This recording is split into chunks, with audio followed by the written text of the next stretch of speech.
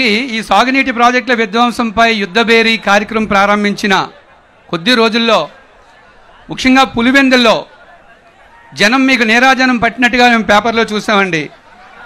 దీంతో అప్పటి నుంచి తెలుగుదేశం పార్టీ క్యాడర్కి వైసీపీ క్యాడర్కి మధ్య చిన్న చిన్న వివాదాలు, చిన్న చిన్న హింసాత్మకమైన సంఘటనలు జరిగాయి. ఆ విషయం మీ అందరికీ తెలుసు. ముఖ్యంగా పొంగనూరులో. సో పొంగనూరులో తెలుగుదేశం పార్టీకి వైసీపీ క్యాడర్కి మధ్య చిన్నపాటి గొడవలు జరిగాయి. అది ఎవరు కవింపు చర్యలు ఎవరు చేశారనేది మీ అందరికీ తెలుసు. సో ఈ నేపథ్యంలో నిన్న మరి లేటెస్ట్గా మీపై అటెంప్ట్ టు మర్డర్ కేసు కూడా పెట్టినట్టుగా మేము చూసామండి. అయితే రాబోయే రోజుల్లో ఇప్పటికే రాష్ట్రంలో రాజకీయ పరిస్థితులు చాలా ఉద్రిక్తంగా ఉన్నాయి. ఈ చిన్నపాటి చర్యలకే ఇంత ఉద్రిక్తంగా ఉంటే రేపు 2024 సాధారణ ఎన్నికలు అనేవి రెండు పార్టీలకి జీవన్మరణ సమస్యలుగా అందరూ చెప్పుకుంటున్నారు. సో ఇప్పటికే టీడీపీ ఓటర్లు పేర్లు గల్లంత అయిపోతున్నాయి. బూతులు చూస్తే మార్చేస్తున్నారు. పోటీ అనేది ఎప్పుడైనా ఆరోగ్యవంతంగా ఉండాలి. బట్ ఇక్కడ చూస్తే పోటీ అన్హెల్దీగా, అనారోగ్యంగా జరుగుతున్నట్టుగా విద్యావంతులు ఇప్పటికే చర్చించుకుంటున్నారు. ఈ నేపథ్యంలో రాబోయే ఎన్నిక ఎలా ఉండబోతుంది సార్? దీనిపై మీ స్పందన ఏంటని మేము ప్రశ్నిస్తున్నాం సార్. ఇప్పుడు చిరంజీవులు గారు, ఇక్కడే ప్రజలు మీరు ఆలోచించాలి. నేను పుంగనూరు ద్వారా నేరుగా తంబళ్లపల్లిలో ఏదైతే నేను నా యాత్ర చిత్తూరు జిల్లాకు ప్రారంభమైంది, పాత చిత్తూరు జిల్లాలో నేరుగా నేను వచ్చినప్పుడు మొట్టమొదటిసారిగా తంబళ్లపల్లి నియోజకవర్గంలోనే 6,000 కోట్ల రూపాయలు విలువ చేసే కాంట్రాక్ట్ వర్క్ని అవసరం లేని పని పిఎల్ఆర్ అనే కంపెనీకి ఇచ్చారు. ఆ కంపెనీ పెద్దిరెడ్డిది. ఆయన మంత్రి.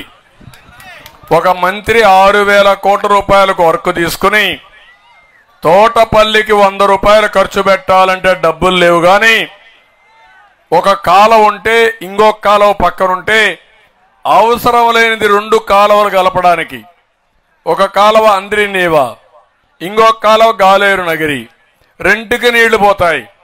ఇప్పుడు గాలేరు నగరి కాలువ నుంచి గండికోట నుంచి ఒక కాలువ తీసుకొచ్చి నేరుగా అంద్రిలో కలుపుతారంటాడు. దీనికి 5,300 కోట్ల రూపాయలు ఎస్టిమేషన్.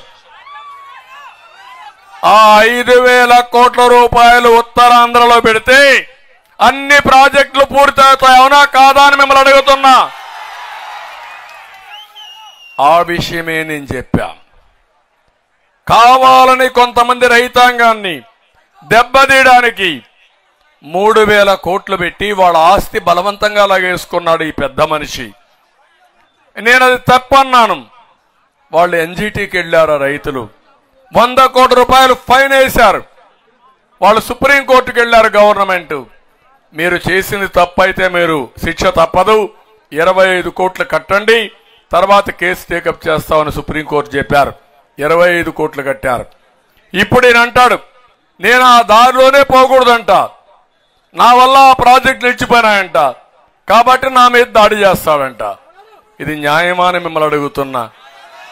మీ ఆస్తి లాగేస్తే, మీ పొలాన్ని లాక్కుంటే మీకు నష్టపరిహారం ఇవ్వకపోతే నేను అడగాలనా లేదా? మిమ్మల్ని కాపాడాలనా లేదా? ఆ పని చేయడం నా తప్ప? ఆ పని చేశా. ఇప్పుడు హత్యా ప్రయత్నం నా మీద, తిరిగి హత్యా ప్రయత్నం కేసు నా మీదనే. మా వాళ్ళు ఉన్నారు ఇక్కడ. అప్పుడప్పుడు మీరు ఇబ్బంది పడతా ఉంటారు. సెక్యూరిటీ వాళ్ళు సెంట్రల్ గవర్నమెంట్ ఇచ్చారు. వాళ్ళ దగ్గర సెక్యూరిటీ ప్రూఫ్ జాకెట్ ఉంది. అది బాంబులు కానీ వేసినా తుపాకుతో కాల్చినా దాన్ని అడ్డం పెడితే నిలబడుతుంది. అందుకని నన్ను ప్రొటెక్ట్ చేయడానికి వాళ్ళు ఉంటారు అక్కడ. అలాంటి వాళ్ళు నన్ను పట్టుకొని చూపెట్టి రాళ్లు వేస్తా ఉంటే నన్ను కాపాడారు వీళ్ళు. పోలీసులు ప్రేక్షక పాత్ర వహించారు. అంటే మీరు నన్ను చంపేయాలనుకుంటున్నారా? అంటే నేను భయపడిపోయి పారిపోవాలనుకుంటున్నారా? అందుకే చెప్పా, నువ్వెన్ని కేసులు పెడతావు పెట్టి, నేను తప్పు చేయలే. నేను ఎక్కడ తప్పు చేశాను? మీకు చూశారు కదా టీవీల్లో. కాబట్టి చిరంజీవులు గారు ధర్మాన్ని రక్షించడం కోసం కురుక్షేత్ర యుద్ధం రాబోతుంది. రేపు కురుక్షేత్ర యుద్ధం జరిగింది కూడా మీరు చూస్తే ధర్మాన్ని కాపాడడానికే కురుక్షేత్ర యుద్ధం జరిగింది. నేను అసెంబ్లీలో చెప్పాను, ఇది గౌరవ సభ కాదు, ఇది కౌరవ సభ. ప్రజాక్షేత్రంలో గెలిచి మళ్ళీ గౌరవ సభ చేసి ఈ సభలో ప్రవేశిస్తానని చెప్పా. అదే చేయబోతున్నా. ఈ మధ్యలో చాలా ఇబ్బందులు మీరు ఒకటి గుర్తుపెట్టుకోవాలి. దీనికంతటికి పరిష్కార మార్గం ప్రజా చైతన్యం, ప్రజా తిరుగుబాటు. మంచిని మీరంటే ఆ మంచి మనల్ని కాపాడుతుంది. ధర్మాన్ని మనం కాపాడితే ఆ ధర్మం మనల్ని కాపాడుతుంది. ధర్మాన్ని మనం కాపాడలేని పరిస్థితి వస్తే ఆ అధర్మమే రాజ్యమేలుతుంది.